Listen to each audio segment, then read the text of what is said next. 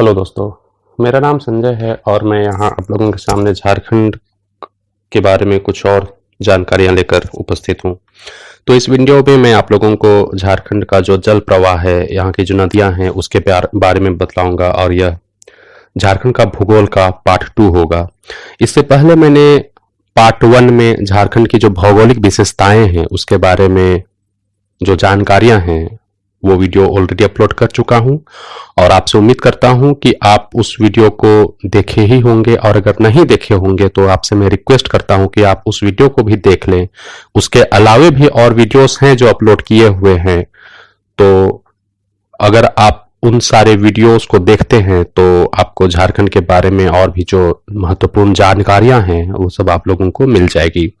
और यह वीडियो जो है वह झारखंड की जो संस्थाएं हैं, जेपीएससी और जेएसएससी संस्था है, ये जो संस्था एग्जाम कंडक्ट कराते हैं या फिर जो और भी झारखंड की जो एग्जाम्स है, उन सारे एग्जाम्स के लिए यह वीडियो बहुत ही यूजफुल है। इस वीडियो को मैं हिंदी और इंग्लिश दोनों में बनाया हूँ। मैं जो समझाऊंगा वो हिंदी में ही होगा और जो मैं लिखा हूँ वह मैं हिंदी और इंग्लिश दोनों में लिखा हूँ आगे। तो वो स्टूडेंट्स जो हिंदी में परीक्षाओं की तैयारी कर रहे हैं या फिर वो स्टूडेंट्स जो इंग्लिश में कर रहे हैं, वो दोनों तरह के स्टूडेंट्स इसका फायदा ले सके। तो चलिए हम लोग आगे चलते हैं। झारखंड का जो जल प्रवाह है या फिर यहाँ की जो नदियां हैं वह मुख्य रूप से बारिश वाला है। मतलब अगर वर्षा होगी तो नदियां लबालब पानी से भरी हुई होंगी, और अगर वर्षा ना हो या फिर कहिए गर्मी के दिनों में तो वहां पे नदियां जो हैं लगभग सूख जाती हैं, या फिर अगर इनका बहाव भी होता है तो वह पानी का जो मात्रा होता है वह बहुत ही कम होता है। पानी का प्रवाह वर्षा और इलाके की विविधता पर निर्भर करता है। अगर मान लिया जाए बारिश कम हो तो नदियों में पानी भी कम ही होगी, और अगर बारिश बहुत अच्छी खासी हुई होगी तो जो प्रवाह है नदियों का वह बहुत ही अच्छा रहेगा। पूरी जो नदी है वो पानी से भरी हुई रहेगी। जल निकासी के जो पैटर्न हैं उसको जो निर्धारित करने के जो कारण हैं, मतलब किस दिशा में नदी का प्रवाह होगा, वह उस जगह की जो भूमि होती है उसकी ढलान पर निर्भर करती है। अगर नदी ऊपर वाले एरिया में है और जो पूर्व पश्चिम उत्तर दक्षिण जिधर भी ढलान मिलेगी उधर ही अपनी जो रास्ता है वह नदी खोजेगी। पानी से के नुकसान जो होते हैं उससे बचने के लिए जगह जगह बांध भी बनाए गए हैं और यहाँ पर पानी को संग्रहित किया जाता है, जिसका उपयोग बहुत सारे उद्देश्यों के लिए किया जाता है, जैसे विद्युत उत्पादन कहिए जिसको हम लोग जल विद्युत कहते हैं, और फिर पेयजल की आपूर्ति के लिए या फिर सिंचाई के लिए कहिए। कभी कभी नदियों का पानी का उपयोग बहुत सारे कारखानाओं में भी किया जाता है। बहुत सारे कारखाने जो होते हैं वो नदियों के किनारे ही बने होते हैं ताकि वहाँ का पानी को यूज किया जाता है, और फिर कभी कभी वहाँ का जो वेस्ट मटेरियल होता है उन कारखानाओं की जो अशुद्धि होती है उसको उस नदी में ही फिर वापस प्रवाह कर दिया जाता है। तो इसका भी बहुत सारा साइड इफेक्ट है, जैसे जलीय जीव जंतु के लिए यह बहुत ही खतरनाक हो जाता, और फिर कहिए कि अगल बगल के जो इलाके होते हैं या फिर जिस इलाकों से नदी गुजरती है वहां पर भी उस कारखानाओं की जो गंदगी होती है उसको लेते जाती है। तो जो जीव जंतु या फिर जो जीवन का जो बहुत सारी जहां पर हम लोग उस जल का यूज करते हैं वहां पर थोड़ा असर लग जाता है उन सब का। तो चलिए हम लोग आगे चलते हैं और देखते हैं कि झारखंड की जो नदियां हैं उसको किन दो तरीकों में वर्गीकृत किया जाता है। झारखंड की जो नदियां हैं उनका प्रवाह मुख्य तौर पर दो तरह होता है। एक तो नदियां जो उत्तर की ओर बहती चली जाती हैं, और दूसरी तरह जो नदियां थोड़ी सी पूरब या फिर दक्षिण की ओर चली जाती हैं। तो पहला हम लोग देखते हैं नदियां गंगा से मिलती हैं, मतलब वो नदियां जो कि उत्तर की ओर जाने के बाद गंगा नदी से मिल जाती हैं। तो वो सारी नदियां हैं सोन, उत्तर कोयल, पुनपुन, फाल्गु, सकरी आदि। ये नदियां पठार से निकलती हैं और उत्तर की ओर बहती हैं, जैसा कि मैंने कहा। दूसरी तरह की जो नदियां हैं वो नदियां पूर्व की ओर और फिर दक्षिण की ओर बहती हैं, जैसे दामोदर, बराकर, सुवर्ण रेखा या फिर स्वर्ण रेखा कहिए, दक्षिण कोयल, मयूराक्षी, अजय आदि। ये नदियां जो हैं वह झारखंड के मध्य और दक्षिणी भागों से निकलती हैं और फिर पूर्व और दक्षिण की ओर बहती चली जाती हैं और फिर अपना मुहाना खोजती हैं। चलिए आगे देखते हैं। तो यहाँ पर मैंने झारखंड की जो मुख्य नदियां हैं उनका नाम लिख रखा है, मैंने हिंदी और इंग्लिश दोनों में लिख रखा है। तो आप लोग जैसा भी, जिस भाषा से भी आप लोग अच्छा समझे, आप लोग उसको देख सकते हैं। तो जो नदियां हैं वो हैं अजय, अमानत, औरंगा, बैतरनी, बरकेश्वर, बसलोई, बराकर, बोकारो, ब्रह्मणी, बुरहा, दामोदर, देव, द्वारका, गंगा, जमुनिया, कान्हर, खरकई, कोयल, कोयना, कोनार, मयूराक्षी, मोहना, उत्तरी कारो, उत्तर कोयल, पुनपुन, शंख, सोन, दक्षिण कारो, दक्षिण कोयल, सुवर्ण रेखा या फिर स्वर्ण रेखा कहिए, आदि। तो यहां पर मैंने जो नदियों का नाम लिखा हुआ है उसके अलावे भी नदियां हैं, कुछ छोटी छोटी नदियां हैं, लेकिन वो सब उतनी इंपॉर्टेंट नहीं है, तो मैंने उनका नाम यहां पर नहीं लिख रखा है। चलिए हम लोग आगे चलते हैं। और इस फिगर में जैसे आप देख पा रहे हैं कि मैंने दिखाने का कोशिश किया है, जो टर्म है जो आगे आएंगे उसको मैं यहाँ पर सोचा मैं पहले आप लोगों को बतला दूं ताकि आप भी समझ सके कि जो टर्म यूज हुआ है उसका मतलब क्या है। आप यहाँ पर मैं देख पा रहे हैं कि मैंने जो लाल रंग से लिख रखा है मेन फ्लो या फिर मुख्य प्रवाह, वो एक तरह का मान लीजिए एक बड़ी नदी है, ठीक है, जो कि वेस्ट से ईस्ट की ओर जा रही है। तो मैंने तीर के निशान से, एरो मार्क से मैंने दिखा रखा है पानी का जो प्रवाह है उसे। आप ये जो मुख्य प्रवाह है इसके ऊपर देखिए, ट्रिब्यूटरी ऑफ लेफ्ट साइड, मतलब जो बाईं ओर की सहायक नदी है, वो नदी ऊपर से बहती हुई आती है और मुख्य नदी से मिल जाती है। तो जिस जगह मिलती है मैंने उसको एक हरे रंग के एक रिंग से दिखाया है और उसको लिखा है माउथ लोकेशन या फिर मुहाना कहिए। मैंने नीचे वाले जो पोर्शन है वहां पर मैंने हिंदी से भी लिख रखा है मुहाना। तो यह नदी का मुहाना होगा जहां पर एक छोटी नदी अपने एक बड़ी नदी से आके मिल जाती है, उस जो पॉइंट होता है उसे मुहाना कहेंगे। और अगर लेफ्ट साइड से ज्वाइन करेगी, मतलब बाईं ओर से ज्वाइन करेगी, तो उसको बाईं ओर की सहायक नदी कहेंगे। उसी तरह आप नीचे देख पाएंगे कि ट्रिब्यूटरी ऑफ राइट साइड, मतलब जो दाहिने साइड से जो नदी अपने मुख्य नदी को जोड़ती है उसे दाईं ओर की सहायक नदी कहेंगे। और यहाँ पर भी मैंने एक हरे रंग के रिंग से दिखाया है कि अपना मुहाना ये कैसे बनाई हुई है। उसके बाद जो पूरा फ्लो होगा पानी का, जो पूरा प्रवाह होगा, वह एक साथ फिर आगे बढ़ेगा मुख्य नदी के साथ। तो ये हुआ मुहाना और फिर सहायक नदी के बारे में थोड़ी सी जानकारी। अब हम लोग आगे चलते हैं और स्टार्ट करते हैं दामोदर नदी से। दामोदर नदी का जो स्रोत स्थान है वह है चूल्हा पानी, जो कि चंदवा या फिर कहिए टोरी के आसपास है, और यह लातेहार जिला में है, जो कि छोटा नागपुर का पठार का एरिया है और यह झारखंड में स्थित है। इसका जो मुहाना है, जो झारखंड का जो दामोदर नदी है, वह नदी जो मिलती है जहां पर, वह है हुगली नदी, जो कि हावड़ा जिला में है, पश्चिम बंगाल का। हुगली नदी जो है वह गंगा नदी का ही एक पार्ट है। गंगा नदी जो है वह पश्चिम बंगाल में दो पार्ट में बढ़ जाती है। एक तो हुगली नदी के नाम से जानी जाती है, जो कि कोलकाता से होते हुए फिर बंगाल की खाड़ी में गिर जाती है। और गंगा नदी का जो दूसरा हिस्सा है वह पद्मा के नाम से जानी जाती है। वह बांग्लादेश में घुस जाती है और फिर वहां से वह बंगाल की खाड़ी में घुस जाती है। तो अगर हुगली नदी में कहूं तो आप समझिए कि यह गंगा नदी ही है, ठीक है। ओके, आगे चलते हैं। जो दामोदर नदी है उसकी जो सहायक नदियां हैं वह दो तरह की नदियां हैं। एक वो नदियां जो बाएं ओर से दामोदर नदी में जुड़ती हैं और एक वो नदियां जो दाहिने ओर से जुड़ती हैं। तो जो बाएं ओर से जुड़ती हैं वह बराकर, कोनार, जमुनिया, नुनिया आदि, और भी छोटी छोटी नदियां हैं जिसको मैंने यहां पर नहीं लिखा है, वो इंपॉर्टेंट नहीं है। जो दाहिने साइड से नदी जोड़ती है बराकर नदी में, वो है साली नदी, और यह नदी पश्चिम बंगाल में है। यह नदी झारखंड की नहीं है, साली नदी जो है। आगे चलते हैं, दामोदर नदी के बारे में कुछ और हम लोग देखते हैं। दामोदर घाटी झारखंड में हजारीबाग, रामगढ़, कोडरमा, गिरिडीह, धनबाद, बोकारो और चतरा जिलों और पश्चिम बंगाल में बर्धमान और हुगली जिलों में फैली हुई है। मतलब दामोदर नदी की जो घाटी है वह झारखंड और पश्चिम बंगाल दोनों राज्यों में है। मैंने यहां पर उन जगहों को भी लिख रखा है जहां पर ये हैं। आगे चलते हैं। यह आंशिक रूप से झारखंड में पलामू, रांची, लोहरदगा और दुमका जिलों में और पश्चिम बंगाल में हावड़ा, बांकुरा और पुरुलिया जिलों को कवर करता है। मतलब इसका जो मुख्य विस्तार तो है, साथ ही आंशिक विस्तार भी है झारखंड और पश्चिम बंगाल दोनों राज्यों में। दामोदर नदी को बंगाल का शोक कहा जाता है। इंग्लिश में कहें तो सोरो ऑफ बंगाल।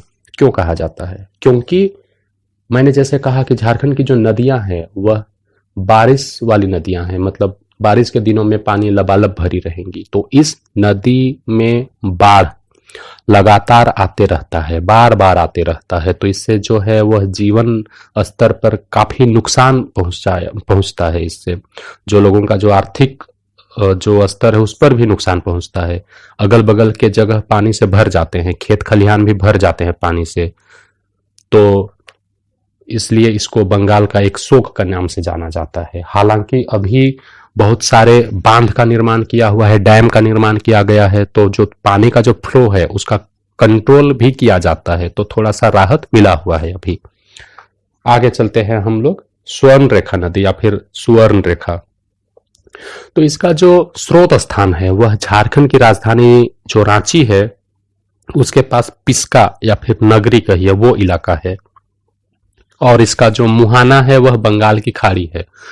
स्वर्ण रेखा नदी जो है वह रांची, सरायकेला, खरसवां, फिर पूर्वी सिंहभूम से होते हुए उड़ीसा में घुस जाती है, और फिर उड़ीसा के मतलब माध्यम से फिर वो बंगाल की खाड़ी में भी चली जाती है। तो उसका जो मुहाना है वह बंगाल की खाड़ी, वह समुद्र में मिल जाती है। अगर इसकी सहायक नदी को देखें जो कि बाईं ओर से है तो वह दुलंग नदी, और दाहिनी ओर से देखें तो वह कांची, खरकई, करकरी, रारू और फिर कररू नदी। ठीक है, आगे चलते हैं। राज्य में जैसा कि मैंने कहा इससे पहले कि रांची, सरायकेला, खरसवां और पूर्वी सिंहभूम जिलों से स्वर्ण रेखा लंबी दूरी तय करती है। इसके बाद यह पश्चिम बंगाल में पश्चिम मेदिनीपुर जिले से 83 किलोमीटर और ओडिशा के बालासोर जिले के माध्यम से छोटी दूरी के लिए बहती है। वहां यह 79 किलोमीटर जो कि कहेंगे 49 मील के बराबर होती है तक बहती है, और तलसारी के पास बंगाल की खाड़ी में मिलती है, समुद्र में मिल जाती है। स्वर्ण रेखा का बेसिन जो है वह भारत में अधिकांश बहुराज्य नदी घाटियों से छोटा है। बहुराज्य नदी घाटी, यहां पर एक टर्म आया है, क्या होता है? बहुराज्य नदी हम लोग उस नदी को कहेंगे जो एक से अधिक राज्यों में बहती है। जैसे गंगा नदी को मान ले, यमुना नदी को मान ले, कृष्णा, कावेरी, ये सारी नदियां बहुत सारे राज्यों में बहती हैं, एक से ज्यादा राज्यों में बहती हैं, तो ये बहुराज्य नदी हुई। उसी तरह स्वर्ण रेखा नदी भी, क्योंकि जैसा कि यहां पर लिखा हुआ भी है कि यह झारखंड के बाद पश्चिम बंगाल और फिर उड़ीसा में आती है, तो यह 3 राज्यों में मुख्य तौर पर बहती है, तो यह बहुराज्य नदी हुआ। तो इसकी जो घाटियां हैं वह बाकी के जो बहुराज्य नदियां हैं उससे छोटी है, मतलब इसका प्रवाह थोड़ा छोटा है, यह जल्दी ही समुद्र से मिल जाती है। ठीक है, आगे चलते हैं। अगला जो है वह है साउथ कोयल रिवर, मतलब दक्षिण कोयल नदी। कोयल नदी जो है झारखंड में 2 तरह की है। एक तो उत्तर की ओर बहती है, उसे भी कोयल नदी कहा गया, और एक दक्षिण की ओर बहती है, उसे भी कोयल नदी कहा गया। दोनों अलग अलग नदियां हैं, बस कोयल एक नाम है तो इसलिए इसको बांट दिया गया कि इसे हम उत्तर कोयल कहेंगे जो उत्तर तरफ बहेगी, और जो दक्षिण की ओर बहेगी उसे दक्षिण कोयल नदी कहेंगे। तो हम लोग देखेंगे अभी दक्षिण कोयल नदी के बारे में। इस नदी का जो स्रोत स्थल है वह रांची के कुछ मील पूर्व रांची का पठार में है, मतलब रांची का जो पठार है वहां से यह नदी निकलती है। और इसका जो मुहाना कहेंगे जहां पर यह जो मिलती है वह है ब्रह्मणी नदी। अगर हम लोग इसकी सहायक नदियों की बात करें तो जो बाईं ओर से जो जोड़ती है वह है दक्षिण कारो नदी, और जो दाहिनी ओर से जोड़ती है वह है उत्तर कारो नदी। मतलब यहां पर कारो नदी भी 2 तरह की हैं, एक दक्षिण कारो नदी और एक उत्तर कारो नदी। साउथ कोयल नदी भी दो तरह की है, सॉरी कोयल नदी दो तरह की, एक दक्षिण कोयल और एक उत्तरी कोयल। अब हम लोग आगे देखते हैं इस नदी के बारे में थोड़ी सी और जानकारी। इस कोयल नदी में झारखंड की तीन नदियां मिलती हैं, उत्तरी कारो, दक्षिण कारो और कोयना। मैंने उत्तरी कारो और दक्षिण कारो के बारे में बतलाया इससे पहले, लेकिन जो तीसरी नदी है वो है कोयना। ठीक है, दक्षिण कोयल उड़ीसा में प्रवेश करती है और राउरकेला के पास वेदव्यास में शंख नदी के साथ मिलती है, जहां इसे ब्रह्मणी का नाम दिया गया है। अगर आप राउरकेला गए हुए हैं या फिर वहां के बारे में थोड़ी जानकारी रखते हैं तो वहां पर एक जगह है वेदव्यास, जो कि हिंदू धर्मावलंबियों के लिए एक पूजा पाठ वाला भी जगह है। वहां पर दो नदियों का संगम होता है। तो एक नदी है वो है साउथ कोयल नदी और दूसरी नदी जो है वो शंख नदी। शंख नदी और दक्षिण कोयल नदी दोनों वहां पे मिलती है, तो वहां पर संगम स्थल है और फिर वह नदी अपना प्रवाह कंटिन्यू करती है, फिर जाकर बंगाल के खाड़ी में मिलती है। ठीक है, आगे चलते हैं। अगला जो है वह है दक्षिण कारो नदी, जो कि दक्षिण कोयल नदी की सहायक नदी है। अच्छा, यह सुंदरगढ़ और क्योंझर जिलों और पश्चिम सिंहभूम के माध्यम से क्रमशः भारतीय राज्यों उड़ीसा और झारखंड में बहती है। मतलब यह नदी दो राज्यों में बहती है। पहला, इसका तो उद्गम हुआ वो है उड़ीसा में और फिर यह झारखंड में घुस जाती है और झारखंड में घुसने के बाद यह साउथ कोयल नदी या फिर दक्षिण कोयल नदी है वहां पर अपना मुहाना बना लेती है। अगला पॉइंट, पश्चिमी सिंहभूम जिले के गोइकेरा ब्लॉक में दक्षिण कोयल नदी में शामिल होने से पहले यह नदी औद्योगिक और लौह अयस्क खनन क्षेत्रों और सारंडा वन से गुजरती है या फिर बहती है। मतलब जो साउथ कारो नदी है वह कुछ लोहा के जो खनन क्षेत्र हैं, लौह अयस्क के जो खनन क्षेत्र हैं और फिर जो औद्योगिक क्षेत्र हैं वहां से भी गुजरती है। और यह सारंडा जंगल जो है झारखंड का बहुत ही फेमस जंगल है, थोड़ा बहुत बड़ा जंगल भी है झारखंड का कहेंगे, वहां से यह गुजरती है। अब अगर औद्योगिक शहर या फिर औद्योगिक क्षेत्र या फिर लौह खनन क्षेत्र से गुजरेगी तो स्वाभाविक है कि उधर के जो गंदगियां हैं उसको भी लेते ही चलेगी। तो अगला जो पॉइंट है, औद्योगिक और खनन क्षेत्र के माध्यम से इसके पारित होने के परिणाम स्वरूप नदी का पानी प्रदूषित हो जाता है।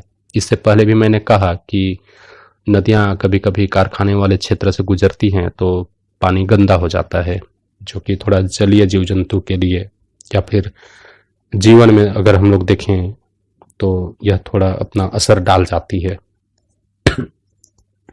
अब हम लोग देखते हैं उत्तर कारो नदी के बारे में। इससे पहले हमने देखा दक्षिण कारो नदी के बारे में। उत्तर कारो नदी की जो उत्पत्ति है वह रांची पठार पर होती है और यह गुमला, रांची और पश्चिम सिंहभूम जिलों में बहती है। अंत में यह नदी दक्षिण कोयल नदी में मिलती है। तो मैंने इससे पहले भी कहा जब दक्षिण कोयल नदी के बारे में बता रहा था कि उत्तर कारो और दक्षिण कारो दक्षिण कोयल नदी की सहायक नदी है, तो इसकी जो विशेषताएं हैं या फिर जो भी इसके बारे में जो पॉइंट्स बनते हैं मैंने इसे आप लोगों के सामने रखा। अब हम लोग आगे चलते हैं। नॉर्थ कोयल रिवर, उत्तर कोयल नदी। उत्तर कोयल नदी जो है उसका जो स्रोत स्थान है वह है छोटा नागपुर का पठार और इसका जो मुहाना जो है वह है सोन नदी। मतलब उत्तर कोयल नदी झारखंड में उत्तर की ओर बहने के बाद सोन नदी से मिल जाती है।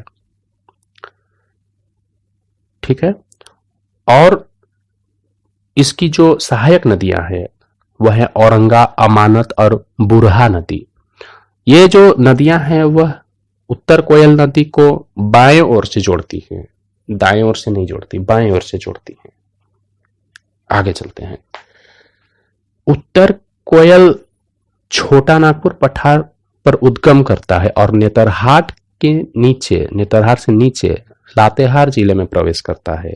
अगर आप मेरे पुराने वीडियो देखे हैं तो वहां पर आपने नेतरहाट के बारे में मैंने कुछ जानकारियां भी लिखी थी कि नेतरहाट जो है उसे क्वीन ऑफ हिल्स कहा जाता है, पहाड़ों की रानी कहा जाता है। नेतरहाट जो है वह झारखंड की सबसे ठंडी जगह है। इसका कारण यह है कि यह वनों से घिरा हुआ है, थोड़ा ऊंचाई वाले जगह में है। तो ये सारी खासियत है नेतरहाट के बारे में। मैं आपसे रिक्वेस्ट करता हूं कि आप इस वीडियो को शेयर करें, सब्सक्राइब करें, लाइक भी करें, कुछ कमेंट भी डालें जो भी आपका सुझाव है, ताकि मुझे पता चले कि ये वीडियो आप लोगों को कैसा लग रहा है, मेरे जो वीडियोस हैं वो आपको कैसे लग रहे हैं। तो इस वीडियो के नीचे जो डिस्क्रिप्शन है वहाँ पर कुछ लिंक्स भी मैंने दे रखे हैं मेरे जो अन्य वीडियो हैं उसके बारे में, तो आप वहाँ भी जा सकते हैं और देख सकते हैं वो सारे वीडियोस को। ठीक है, हम लोग आगे चलते हैं। लगभग पश्चिम में बहने के बाद यह हैदरनगर से कुछ मील उत्तर पश्चिम में सोन में गिर जाता है। तो मैंने कहा भी कि यह नदी जो है वह सोन नदी में अपना मुहाना बनाती है, तो यह हैदरनगर से थोड़ी सी दूर में मुहाना बनाती है। यह स्वाभाविक रूप से बारिश के दौरान सोन को पानी की आपूर्ति जो करती है वो बड़े मात्रा में आपूर्ति, और इसका जो योगदान है वो बहुत बड़ा होता है। मतलब आप कह सकते हैं कि अगर सोन नदी में बहुत ज्यादा पानी है तो आप ये भी मान सकते हैं कि जो नॉर्थ कोयल नदी है वह सोन नदी को अधिकांश जो पानी है वो सप्लाई की हुई है। आगे हम लोग चलते हैं और देखते हैं मयूराक्षी नदी के बारे में, जिसका दूसरा नाम मोर नदी भी है। तो इसका जो स्रोत स्थान है वह है छोटा नागपुर का पठार, और जो मुहाना है वह है हुगली नदी। मैंने आपको थोड़ी देर पहले बतलाया कि हुगली नदी गंगा नदी को ही कहा जाता है। गंगा नदी दो पार्ट में बट गई, एक का नाम हुगली हुआ और दूसरा का नाम पद्मा हुआ। पद्मा जो है वह बांग्लादेश में घुस जाती है और फिर बंगाल की खाड़ी में जाती है, और जो हुगली नदी है वह कोलकाता होते हुए बंगाल की खाड़ी में घुस जाती है वेस्ट बंगाल के थ्रू से। तो मयूराक्षी नदी का मुहाना हुगली नदी हुआ। यह झारखंड और फिर पश्चिम बंगाल के बीरभूम और मुर्शिदाबाद जिलों से होते हुए हुगली नदी में मिलती है। मतलब मयूराक्षी नदी जो अपना मुहाना बनाती है वो वेस्ट बंगाल में बीरभूम और मुर्शिदाबाद जिलों से होकर गुजरती है और फिर हुगली नदी में मिलती है। मयूराक्षी नदी या फिर मोर नदी भारत के झारखंड और पश्चिम बंगाल की एक बड़ी नदी है, जिसमें बाढ़ से तबाही का लंबा इतिहास है। मतलब यह नदी बाढ़ के लिए बहुत ही फेमस रही है। आगे चलते हैं बराकर नदी। बराकर नदी का जो स्रोत स्थान है वह है हजारीबाग जिला का एक जगह है पद्मा, वहां पर, और यह नदी दामोदर नदी से मिल जाती है। इसका जो मुहाना है दामोदर नदी है। मैंने आपको इससे पहले बतलाया दामोदर नदी भी बाद में हुगली नदी से मिल जाती है वेस्ट बंगाल में। इसकी जो सहायक नदी है वह है बाएं ओर से देखें तो उसरी नदी, और अगर दाहिने ओर से देखें तो है बरसोती नदी। ठीक है, आगे चलते हैं। बुरहा नदी या फिर कहिए बुराघाग नदी इसका दूसरा नाम है। बुराघाग नदी जो है वह लातेहार जिला में इसका स्रोत स्थान है, और इसका जो मुहाना है वह है उत्तर कोयल नदी, जो कि हमारे झारखंड के उत्तरी भाग में बहती है। कोयल नदी, उत्तर कोयल नदी। कुछ स्थानों पर नदी झारखंड और छत्तीसगढ़ के बीच राज्य की सीमा बनाती है। यह बारिश के दौरान बड़ी मात्रा में पानी ले जाता है, लेकिन सूखे महीनों के दौरान यह लगभग सूख जाता है। जैसे कि मैंने कहा शुरुआती में ही कि झारखंड की जो नदियां हैं वह बारिश वाले जो नदी होते हैं उस तरह की नदियां हैं। बरसाती नदी जिसे हम लोग कहेंगे, बारिश हुई नदी लबालब भरी रहेगी, गर्मी के दिनों में नदियां सूख जाती है या फिर उनका जो प्रवाह होता है बहुत ही कम होता है, न्यूनतम होता है। तो यह नदी जो है वह झारखंड और छत्तीसगढ़ के बीच में सीमा बनाती है।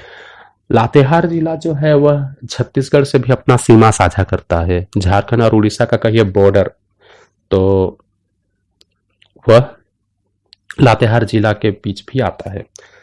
तो इसीलिए हम लोग यहाँ पर यह भी कह सकते हैं कि ये जो नदी है वह लातेहार और छत्तीसगढ़ के बीच में या फिर कहिए झारखंड और छत्तीसगढ़ के बीच में सीमा बनाते हैं। आगे चलते हैं। पुनपुन नदी। पुनपुन नदी जो है उसका स्रोत स्थान पलामू जिला है, और उसका मुहाना जो है वह गंगा नदी है।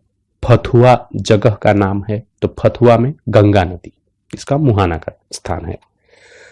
यह नदी झारखंड के पलामू जिले से निकलती है और भारतीय राज्यों झारखंड और बिहार के चतरा, औरंगाबाद, गया और पटना जिलों से होकर बहती है।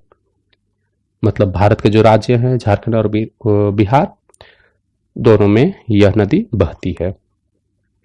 पुनपुन एक जगह है जिसका नाम पटना में पुनपुन नदी के नाम पर रखा गया है, जो कि पुनपुन नदी के तट पर स्थित है। मतलब पुनपुन एक जगह का भी नाम है बिहार में, और उसे इस नदी के नाम पर ही रखा गया है। पुनपुन के तट पर लोग छठ पूजा को मनाते हैं। छठ पूजा जो है वह हिंदू धर्मावलंबी के लोगों के लिए एक महत्वपूर्ण पूजा के नाम से कहा जाता है, और बिहार में तो बढ़ चढ़ कर इस त्योहार को लोग मनाते हैं। तो पुनपुन नदी के जो तट पर छठ पूजा जो लोग मनाते हैं वो बहुत ही मतलब इनके लिए एक महत्वपूर्ण स्थान रखता है यह नदी। तो लोग यहाँ पर जाते हैं, इकट्ठा होते हैं और फिर अपना पूजा पाठ का जो कार्यक्रम है उसे करते हैं। अगला हम लोग देखेंगे शंख नदी। इसका जो स्रोत स्थान है वह है गुमला जिला का लुपुंगपत गांव। गुमला जिला में गांव है लुपुंगपत, वहां से वह निकलती है, और इसका जो मुहाना कहेंगे वह है दक्षिण कोयल नदी। तो दक्षिण कोयल नदी जो है झारखंड की, वह बहुत सारी नदियों का मुहाना बनाती है। बहुत सारी नदियां यहाँ पर आके मिलती हैं। यह नदी छत्तीसगढ़ में भी बहती है। यहाँ पर हमने लिखा हुआ है कि छत्तीसगढ़ में प्रवेश करने से पहले राज्य में मतलब झारखंड में 67.5 किलोमीटर, जो कि 41.9 मील के बराबर होगा, प्रवाहित होती है। यह छत्तीसगढ़ में लगभग 50 किलोमीटर की दूरी तय करती है और फिर 78 किलोमीटर के लिए फिर झारखंड में प्रवेश कर जाती है। मतलब झारखंड में उद्गम, फिर छत्तीसगढ़ में प्रवाह और फिर झारखंड में वापस प्रवाह, ऐसा है इस नदी का रास्ता। अंत में यह नदी उड़ीसा में प्रवेश करती है और दक्षिण कोयल के साथ विलय से पहले एक और 45 किलोमीटर की यात्रा तय करती है।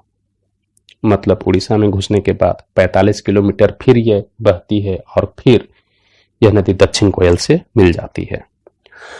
अगला हम लोग देखेंगे सकरी नदी। सकरी नदी जो है यह छोटा नागपुर पठार से निकलती है और फिर हजारीबाग, गया, पटना, मुंगेर की ओर जाती है। बाद में यह नदी ताल क्षेत्र में लुप्त हो जाती है। यह नदी किसी नदी से मुहाना नहीं बनाती। सकरी नदी जो है वह विलुप्त हो जाती है और बिहार के जो निचले क्षेत्र हैं उधर। अगला जो है वह है पंचनान नदी, और यह नदी भी सकरी नदी की तरह छोटा नागपुर पठार से निकलती है और बिहार में नवादा जिला की ओर जाती है। फिर बिहार शरीफ की ओर कई शाखाओं में वितरित हो जाती है। मतलब छोटे छोटे टुकड़ाओं में टूट जाती है यह नदी। ये शाखाएं कुछ दूरी के बाद सकरी नदी से जुड़ती है, जो कि मैंने ऊपर लिखा है सकरी नदी। मतलब सकरी नदी और पंचनान नदी दोनों झारखंड के जो छोटा नागपुर पठार हैं वहां से निकलती हैं, और दोनों नदी एक तरह से कहिए कि लुप्त हो जाती हैं, क्योंकि जो पंचनान नदी है वह सकरी नदी से मिलती है। सकरी नदी मैंने ऊपर लिखा है कि यह लुप्त हो जाती है, तो कहिए पंचनान नदी भी लुप्त हो जाती है। यह किसी भी दूसरी नदियों से फिर ये दोनों नदियां मुहाना नहीं बना पाती, केवल पंचनान नदी ही मुहाना बनाती सकरी नदी से, सकरी नदी भी लुप्त हो जाती। ठीक है, आगे चलते हैं। अगला है फाल्गु नदी। मुझे ऐसा लगता है कि इस पेज में आते ही आप लोगों का ध्यान सबसे नीचे वाले लाइन में चला गया होगा। ठीक है, हम लोग एक एक करके देखते हैं सारी जो पॉइंट्स हैं उसको। छोटी धाराओं में छोटा नागपुर पठार में उत्पन्न, मतलब ये फाल्गु नदी जो है वह छोटी छोटी धाराओं में छोटा नागपुर के पठार में निकलती है और फिर यह बोध गया के पास मोहाना नदी से मिलती है, जहां इसे फाल्गु नाम दिया गया। मतलब उत्पत्ति के समय इसे फाल्गु नहीं कहा गया।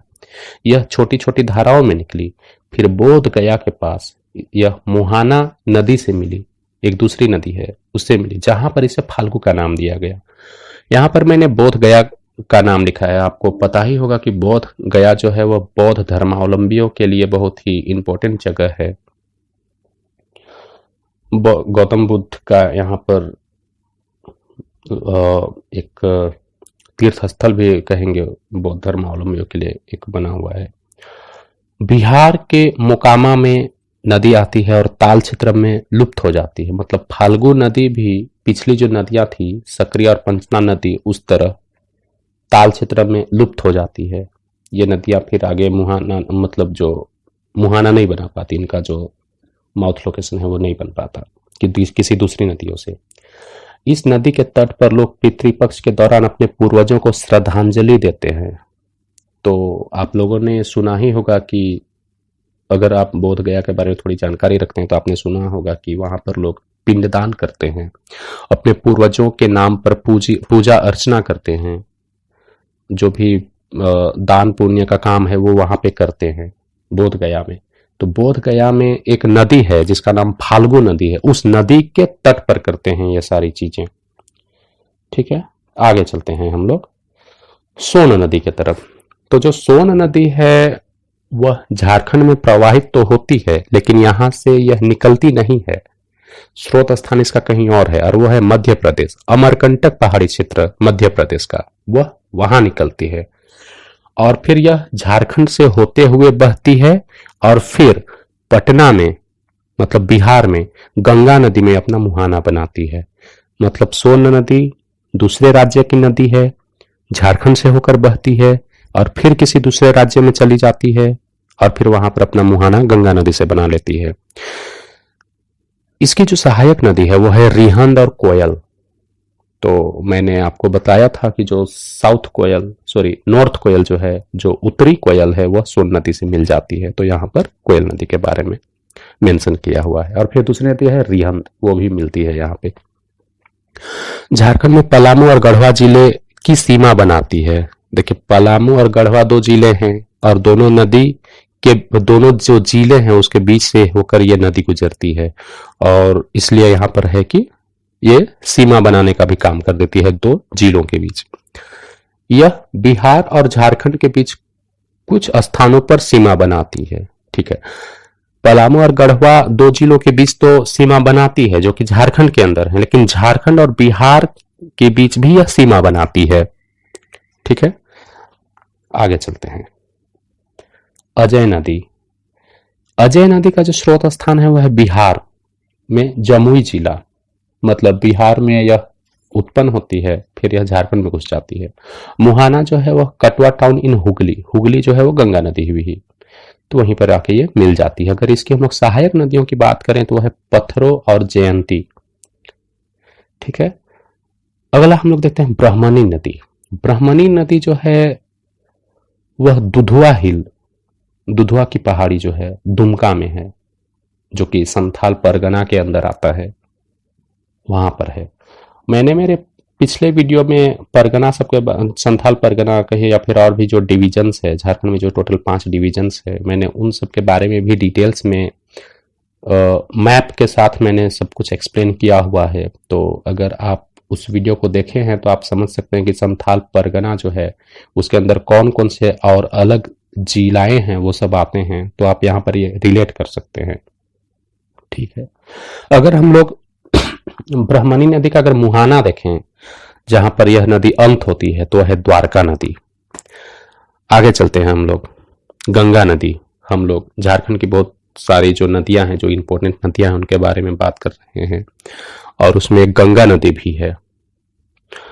हालांकि गंगा नदी जो है वह झारखंड में एक लंबा विस्तार नहीं रखती, झारखंड के कोना से ही निकल जाती है। अगर आप झारखंड का मैप आपको याद होगा तो आप देख पाएंगे कि जो उत्तर पूरब का जो कोना है झारखंड का मैप में, वहां पर साहिबगंज एक जिला है, वहीं से यह नदी निकलती है। तो आइए हम लोग एक एक चीज को देखते हैं गंगा नदी के बारे में। गंगा नदी का स्रोत स्थान अगर कहें तो वह हुआ गंगोत्री ग्लेशियर, जो कि उत्तराखंड में है। इसका अगर मुहाना देखें तो वह है बंगाल की खाड़ी। मैंने आपको इससे पहले बताया भी कि गंगा नदी वेस्ट बंगाल में, जो पश्चिम बंगाल है, वहां पर 2 भागों में बट जाती है। एक का नाम हुआ हुगली, जो कि बंगाल की खाड़ी में घुसती है कोलकाता से होते हुए, और एक नदी जो एक पार जो है वह हुआ पद्मा, जो कि बांग्लादेश में घुसती है और फिर बंगाल की खाड़ी में घुसती है। तो गंगा नदी का जो दोनों पार्ट है वो बंगाल की खाड़ी में ही घुसती है, तो हम लोग बोल देते हैं कि इसका जो मुहाना हुआ वो बंगाल की खाड़ी हुई। ठीक है, अगर इसकी सहायक नदी को देखें तो है गोमती, घाघरा, गंडक, बूढ़ी गंडक, कोसी, महानंदा। ये सब बाहर की नदियां हैं, दूसरे राज्य की नदियां हैं। फिर भी हम लोग अगर सहायक नदियों की बात कर रहे हैं तो मैंने सोचा ये सब नाम मैं दे दूं। इसके अलावा भी नाम हैं, कुछ नाम हैं नदियों के, लेकिन वो सब जरूरी नहीं था तो मैंने यहाँ पर नहीं डाला। अगर दाहिनी ओर से जो नदी मिलती है गंगा नदी को, अगर उनको देखें तो है यमुना, सोन, पुनपुन, फाल्गु, कर्मनाशा, चंदन, अजय, दामोदर। ठीक है, इसमें से कुछ नदियों के बारे में हमने ऑलरेडी देखा कि क्या है, कैसे हैं। ठीक है, आगे चलते हैं। भागीरथी और अलकनंदा नदियां देवप्रयाग में मिलती हैं उत्तराखंड के। ठीक है, इसके बाद इसका नाम गंगा से जाना जाता है। गंगा नदी चुनार, मिर्जापुर, वाराणसी, गाजीपुर, पटना, छपरा, हाजीपुर, मुंगेर, साहिबगंज, राजमहल, भागलपुर, बलिया, बक्सर, सिमरिया, सुल्तानगंज और फरक्का, फरक्का जो है वो वेस्ट बंगाल का एक शहर है, शहरों को पार करती है। ठीक है, साहिबगंज झारखंड का एकमात्र जिला है, मैंने इसके बारे में आप लोगों को कहा, जहां से गंगा नदी गुजरती है। साहिबगंज जो है वह झारखंड का पूर्वी उत्तरी कोना वाला जिला है। ठीक है, गंगा नदी केवल और केवल साहिबगंज जो कि झारखंड का अगर बात करें तो वहां से गुजरती है। आगे देखते हैं। फरक्का में गंगा नदी जो है वह दो भागों में विभाजित हो जाते हैं। एक का नाम हुआ हुगली, दूसरा का पद्मा। मैंने बतलाया इसके बारे में आपको थोड़ी देर पहले। हुगली पश्चिम बंगाल के माध्यम से बंगाल की खाड़ी में प्रवेश करती है और पद्मा बांग्लादेश की ओर और फिर वहां से बंगाल की खाड़ी में प्रवेश करती है। तो यह था गंगा नदी के बारे में कुछ महत्वपूर्ण जानकारी जो मैं चाहा आप लोगों के साथ साझा करने का। उम्मीद है कि यह वीडियो आपको पसंद आया होगा। यहाँ की जो जानकारियां हैं वह आपके परीक्षाओं के लिए महत्वपूर्ण साबित हो। आपका जो कीमती समय था उसके लिए आपको धन्यवाद। मैं आपसे रिक्वेस्ट करता हूं कि आप इस वीडियो को लाइक करें, शेयर करें, सब्सक्राइब करें। आप अपने मित्रों को भी बतलाएं इसके बारे में ताकि वो भी इस वीडियो का फायदा ले सकें। और जैसा कि मैंने कहा भी कि मैं इस वीडियो के नीचे जो डिस्क्रिप्शन है वहां पर मेरे जो अन्य वीडियो हैं उसका भी लिंक दे रखा हूं, तो आप उन सारे लिंक में भी जाकर मेरे जो पुराने वीडियोस हैं उसको देख सकते हैं और उसका फायदा ले सकते हैं। मैं इस वीडियो में तो नदियों के बारे में बतलाया, लेकिन मेरे आने वाले वीडियो में जो डैम कहें या फिर बांध कहें और फिर जो जलकुंड सब की जो बात करें उन सब के बारे में भी बतलाऊंगा।